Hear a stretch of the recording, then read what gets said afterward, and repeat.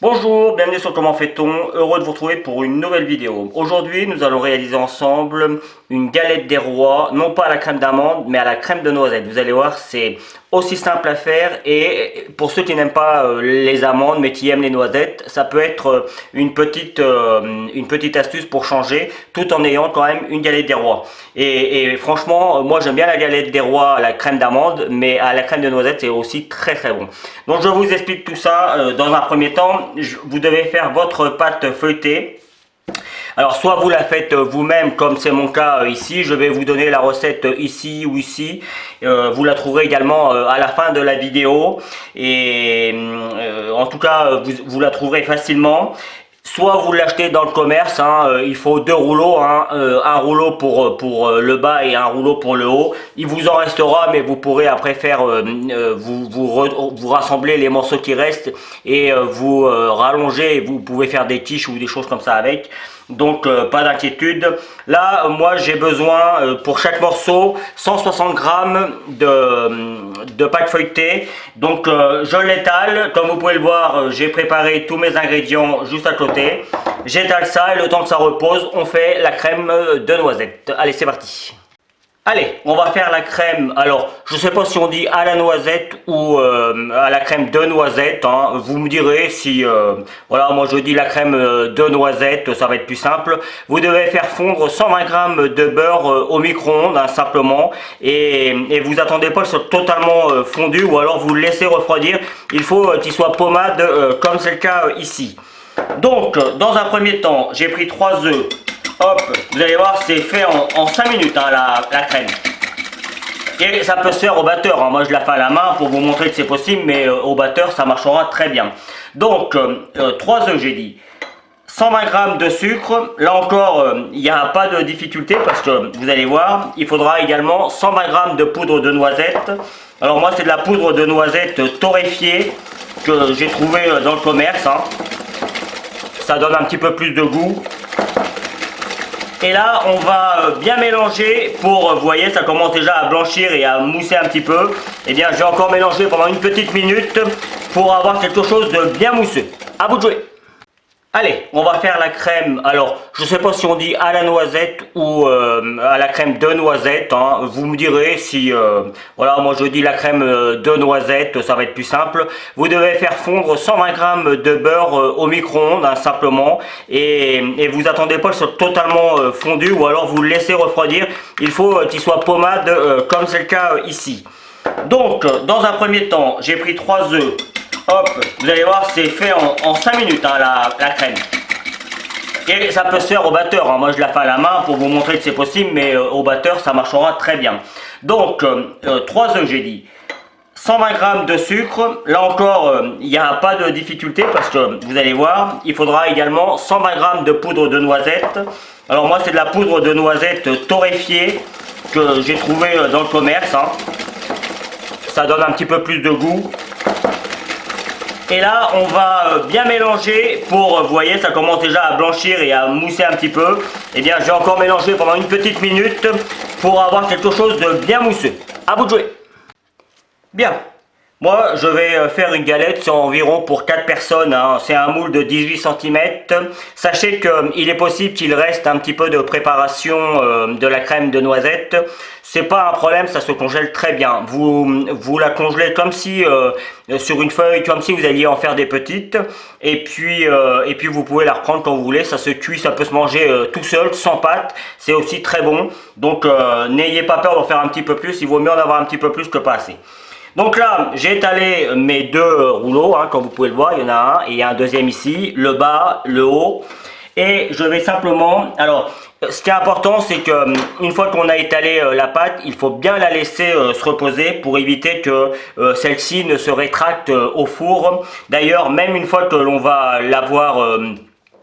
qu'on va avoir formé la galette, il faudra la laisser encore 30 minutes avant de la mettre au four de façon à ce que celle-ci repose bien comme il faut. Et moi je la mets au frigo pendant 30 minutes et puis après hop, c'est parti pour la cuisson.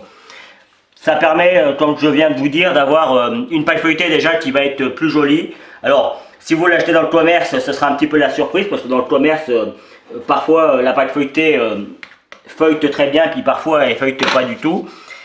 Bon, je peux vous dire que moi personnellement c'est un petit peu la même chose, hein. En règle générale quand je la fais à la main, elle est à peu près régulière, mais la pâte feuilletée c'est un petit peu particulier. Des fois pour un tout petit truc que l'on fait un petit peu de travers, ça peut avoir des petites conséquences. Mais après c'est facile à faire, hein. La pâte feuilletée franchement, il n'y a rien de difficile. Donc ça, première, hop. Je la dépose sur une plaque avec un papier de cuisson sulfurisé. Hop. Et je découpe l'autre de la même manière. Et puis il ne nous restera plus qu'à faire le montage. Vous voyez, je ne m'embête pas. Voilà. Alors s'il vous reste des petits bouts comme ça, dans le métier on appelle ça des rognures. Il n'y a pas de souci, je vais le mettre là sinon vous n'allez pas voir. Il n'y a pas de souci, il suffit de remettre tout ça en boule et comme je le disais au préalable, vous pouvez après le réétaler et vous en servir pour faire les fonds de quiche et tout ça, ça marchera très bien. Ce sera un petit peu moins feuilleté que pour une galette des rois, mais quand on fait une quiche on n'a pas forcément besoin d'avoir quelque chose de très feuilleté, donc ne perdez rien, surtout c'est important. Hop, allez, je découpe tout ça et je vous retrouve pour le montage de la galette. On reprend donc le premier morceau, on prend un petit peu d'eau. Alors moi je me suis servi d'un petit récipient. Celui-ci c'est là où j'ai mis la farine, hein. On évite de faire trop de vaisselle, surtout quand on la fait à la main comme c'est mon cas. Donc vous voyez, je vais venir badigeonner juste les bords comme ça, de façon à ce que la deuxième pâte vienne coller après par-dessus. Voilà. Alors avec de l'eau, pas avec, sur le coup, pas avec de la dorure. La dorure c'est un œuf que l'on va battre, hein. On va en avoir besoin tout à l'heure pour faire le décor sur le dessus, mais on évite pour faire le collage des deux pâtes, parce que si la dorure ça a toujours tendance à déborder un petit peu et ça va venir empêcher le feuilletage de monter, donc on évite. Donc une fois qu'on a fait ça, on reprend, alors soit on peut très bien mettre la crème avec une cuillère, hein, ça marchera très bien. Moi j'ai pris une poche jetable, hein, avec une douce, c'est la première qui m'est venue, donc ça marche. Et une douce cannelée qui fait à peu près un petit centimètre de diamètre, mais c'est juste histoire que ce soit plus facile pour moi, parce que vous voyez, après on y va. Et moi j'aime bien, hein, je suis généreux. Ça va, c'est de la crème qui gonfle un petit peu, hein. Donc là l'épaisseur elle est bien. On va pas jusqu'au bout puisqu'il faut que l'on vienne coller les deux pâtes ensemble, donc on va pas tout à fait jusqu'au bout. Voilà, là c'est génial. Voilà, là il y en a assez. Alors moi je vais pas mettre de petites fèves, mais vous pourriez mettre une petite fève, hein. Ça marcherait. Pour ceux qui sont très gourmands, on pourrait également penser à mettre des petits morceaux de noisettes concassées, mais en plus gros. Bon voilà, après ça c'est vraiment le petit plus. Une fois que vous avez les bases, vous pouvez faire à peu près ce que vous voulez. Donc une fois que l'on a fait ça, on reprend le deuxième morceau. Et vous voyez, il ne nous reste plus qu'à venir coller sans essayer. Alors moi j'ai de la pâte sur les doigts, ce qui n'est pas pratique, sans justement éviter que la pâte ne déborde. Donc dans un premier temps, on vient juste coller les bords. Vous voyez, la pâte, on la laisse se détendre et en fait elle se travaille toute seule. Vous voyez, hein, vous comprenez mieux pourquoi il faut laisser un petit espace entre la crème et les bords. Alors, rassurez-vous, quand vous allez cuire, la crème, je viens de vous le dire, ça monte en cuisant. Et même si on fait une petite ouverture quand on fait le décor pour que la buée s'en va, ça a toujours tendance, parfois, il y a une petite ouverture et il y a un petit peu de crème qui s'en va. Rassurez-vous, ça c'est assez classique. Alors ça c'est un petit peu trop grand. En boulangerie, on a l'habitude de ça. Donc si ça vous arrive chez vous, c'est pas grave. Ça veut dire qu'il y en a un petit peu trop dans la galette, mais c'est pas pour ça qu'elle sera moins garnie. Moi je l'ai bien garnie. Alors juste une chose également, il vaut mieux faire des petites parts, hein, avec ce genre, que ce soit de la galette à la crème de noisette ou à la crème d'amande, parce que c'est vite, on c'est assez bourratif. J'espère que ça parle à tout le monde, le terme bourratif. Dès qu'on en mange 3-4 bouchées, et ben on n'a plus faim, quoi. Donc il vaut mieux faire des petites parts et puis l'accompagner d'une petite glace à la vanille ou une glace autre. Alors, la vanille, l'avantage de la vanille, c'est que ça passe avec tout. Donc voilà, c'est pour ça que je dis la vanille. Hop, je vais enlever ça. Voilà. Donc, à partir de là, si vous le souhaitez, vous pouvez faire des petits décors, vous savez, comme dans les boulangeries. Souvent, vous avez des petites marques. C'est juste qu'en fait, vous voyez, ils viennent faire comme ça. Donc, moi, personnellement, je ne vais pas le faire. Je trouve que c'est plus joli quand c'est naturel. Et puis, en plus, bon, voilà, c'est juste du décor. Hein, donc, il n'y a pas besoin de trop se casser la tête. Je vais faire juste mon petit trou tout de suite pour éviter de l'oublier. Alors ce serait plus pratique avec un couteau. Bon, je vais prendre un couteau parce que j'y arriverai pas. Place au décor final. Donc, j'ai pris un œuf que j'ai battu grossièrement. Moi, je rajoute pas de lait, je rajoute pas de sel. Juste un œuf, ça marche très bien. Et puis, je vais venir dorer ma galette. Tout en faisant attention, comme je vous le disais tout à l'heure, de ne pas trop en mettre sur les bords. Vous voyez, on y va doucement. On essore bien le pinceau au niveau des bords pour éviter justement que ça ne lève pas comme on veut, comme on le souhaite. Donc vous voyez, il faut en mettre quand même. Hein. Et puis après, on remonte. Il vaut mieux y aller en plusieurs fois.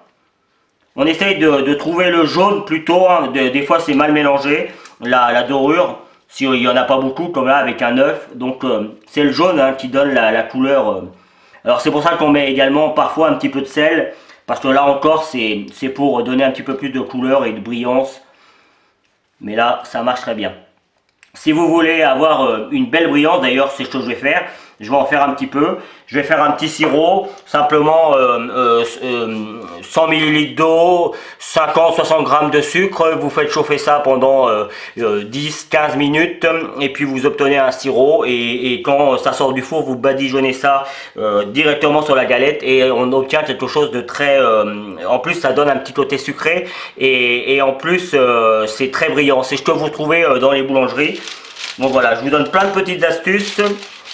Plein de petits secrets que l'on a en boulangerie. Donc après, le décor sur la galette, eh bien c'est comme on veut. Moi, je vais faire une petite fleur. Alors toujours avec le dos et non pas avec... sinon, on aurait tendance à découper la pâte. Après, si on y va tranquillement, ça marche. Hein. Mais allez-y tranquillement. Si vous n'avez pas l'habitude, il vaut mieux faire avec le dos. Franchement, c'est mieux. Moi, j'ai l'habitude. Alors juste, j'ai pas dit, les pâtes, je les ai étalées avec environ à 3-4 mm. Ça peut vous donner une idée. Il faut pas que ce soit trop épais, mais il faut pas non plus que ce soit trop fin. Donc comme vous pouvez le voir, là j'ai fait une croix dans un premier temps. J'ai fait un demi-cercle sur la première diagonale. Un autre demi-cercle sur l'autre côté de la diagonale et je refais la même chose dans le sens inverse. En fait, je vais faire une fleur, tout simplement. Et alors, imaginez-vous ce que je vais faire là en boulangerie. Parfois, j'ai vu en avoir 300, 400 dans la journée à faire et on faisait ce genre de choses. C'est beaucoup de travail. C'est pour ça que les galettes sont aussi chères parce que déjà ce qu'il y a à l'intérieur ça coûte relativement cher, hein, surtout quand le feuilletage est de bonne qualité, il y a beaucoup de beurre. Donc ça se paye.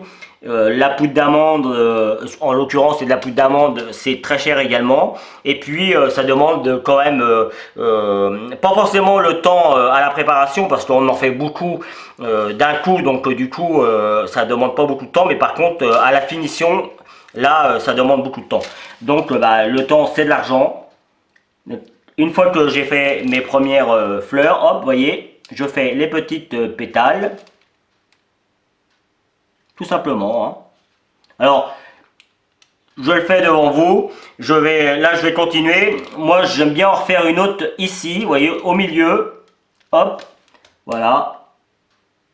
Voilà. Et puis, je fais comme ça, surtout sur les quatre côtés. Donc, mais évidemment, après, vous pouvez ne pas vous embêter et faire juste un quadrillage, hein, ça marchera très bien. Il y a plein de façons de faire. On peut aussi faire en cercle, mais là, ça demande beaucoup de temps parce que, vous savez, c'est les galettes qui sont juste, comment je pourrais dire ça? Ils sont découpés, mais vous avez plein de demi-cercles comme ça, les uns après les autres, et c'est très joli, mais ça demande beaucoup de temps. Donc, franchement, moi, je trouve que la fleur, c'est beau, ça se voit, mais sans plus quand ça sort, donc il n'y a pas besoin non plus de faire trop de choses. On n'oublie pas la petite ouverture au milieu, hein, pour que l'air s'en aille bien, la vapeur qu'il y a parte bien. On appelle ça une petite cheminée. On pourrait mettre un petit papier de cuisson au milieu pour que la cheminée ne se ferme pas. Moi, je laisse ça comme ça marche très bien. Donc, maintenant, une fois que la galette est terminée, comme je vous l'ai dit tout à l'heure, moi je la laisse reposer pendant une demi-heure avant de la mettre au four. Là, dans mon laboratoire, il fait plutôt frais, hein, on est en hiver, donc il fait plutôt frais, ce qui est très bien pour faire ce genre de choses. Donc je vais la laisser à température ambiante et puis dans 10 minutes, je vais la laisser 30 minutes. Dans 10 minutes, je vais préchauffer mon four à 170 degrés, c'est important, 170 degrés, et puis comme ça, celui-ci sera bien chaud au bout de 20 minutes quand je mettrai ma galette.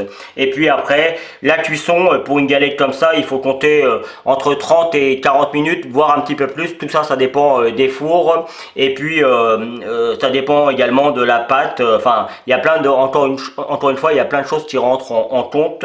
Et c'est difficile de donner un temps précis. C'est un petit peu à la vue d'œil. Puis il y a des gens qui aiment bien cuit. Il y en a d'autres qui aiment un petit peu moins cuit. Donc, je vous donne une base et je vous dirai ça quand ça va sortir du four. Voilà, la cuisson est maintenant terminée. Alors, juste pour info, dans mon four à chaleur tournante à 170 degrés, le temps de cuisson a été d'un peu plus d'une heure. Donc, il faut obtenir quelque chose de bien doré sur le dessus. Et je vais vous montrer juste la petite que j'ai découpée. Ça va être plus facile. Et il faut également quelque chose de bien doré sur le dessous. Et là, de cette manière, on a vraiment quelque chose de superbe.